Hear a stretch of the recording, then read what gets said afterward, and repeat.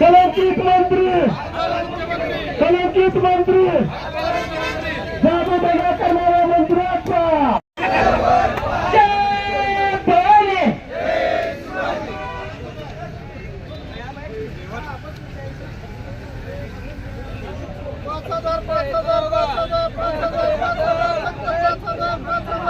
सर्वांना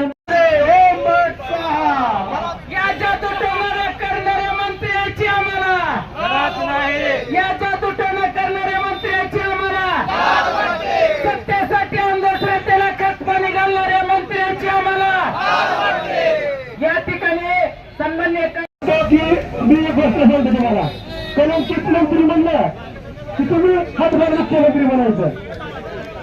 महाराष्ट्र राज्याच्या मंत्रिमंडळामध्ये कलंकित मंत्री कोण जादूटोणा करतंय, कोण हनी ट्रॅपमध्ये आहे, कोण डान्स बार चालवतंय, कोण पैशाची बॅग घेऊन बसतंय, कोण रमी खेळतं. असं महाराष्ट्राच्या स्वातंत्र्य झाल्यापासून, महाराष्ट्राची निर्मिती झाल्यापासून एवढे कलंकित मंत्री कुठल्याच मंत्रिमंडळात नव्हते. तेवढे कलंकित मंत्री ह्या शिंदे, फडणवीस आणि पवार सरकारमध्ये.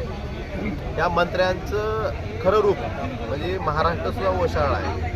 महाराष्ट्रात सर्वसामान्य माणसांना लाज वाटते की अशा प्रकारचे आपण मंत्री आपल्या मंत्रिमंडळात आहेत. मग अशा मंत्र्यावर कारवाई करायचं धारिष्ट्य मुख्यमंत्री का दाखवत नाही, त्यांची का हिंमत नाही की त्यांना मंत्रिमंडळातून बाहेर काढायची. हा प्रश्न विचारण्यासाठी हा जनआक्रोश आंदोलन हे शिवसेनेच्या वतीनं पूर्ण महाराष्ट्रामध्ये आमची मुख्यमंत्र्यांना विनंती आहे, आता तरी म्हणजे सर्वसामान्य माणसांना तुम्हाला असं मतदान केलेल्या माणसांना शरम वाटेल अशी कृत्य असे तुमच्या मंत्रिमंडळात सहकार्य करत असतील तर त्यांना मंत्रिमंडळात ठेवण्यासाठी तुमची कुठलीही अडचण आहे, अशी कुठली अगतिकता आहे, बहुमत तर तुम्हाला स्पष्ट आहे, कोणाचीही आवश्यकता नसताना अशा कलंकित मंत्र्यांना मंत्रिमंडळात ठेवण्याचं कारण काय हे मुख्यमंत्र्यांनी महाराष्ट्राच्या सर्वसामान्य जनतेला सांगणं गरजेचं आहे. आणि ह्या गोष्टी समोर आणण्यासाठी पण आज महाराष्ट्रावर जे आंदोलन चालू त्या प्रकारचे जनआक्रोश आंदोलन आज धाराशिव येथे जिल्हाधिकारी करण्यात आले. तेलंगणाच्या धर्तीवर ऑनलाईन रमीला बंदी घालावी असा प्रश्न विचारला होता महसूल मंत्री चंद्रशेखर बावनकुळे यांना.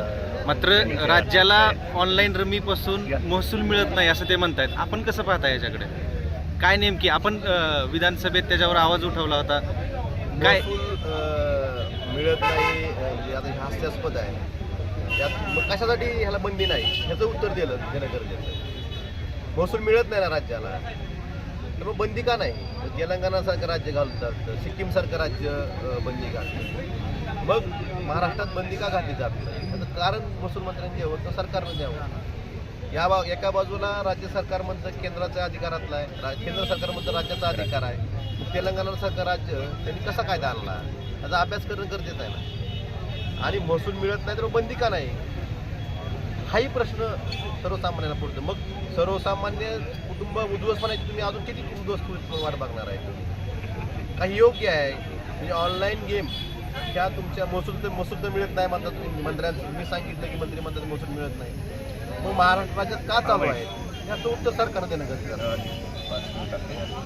भ्रष्टाचारी मंत्री, रमी खेळणारे मंत्री, जादूटोणा मंत्रिपदासाठी जादूटोणा करणारे मंत्री आणि अनेक भ्रष्टाचारी आमदार यांच्या विरोधामध्ये शिवसेना उद्धव बाळासाहेब ठाकरे पक्षाच्या वतीनं या ठिकाणी जन आक्रोश मोर्चाचं आयोजन करण्यात आलेलं आहे.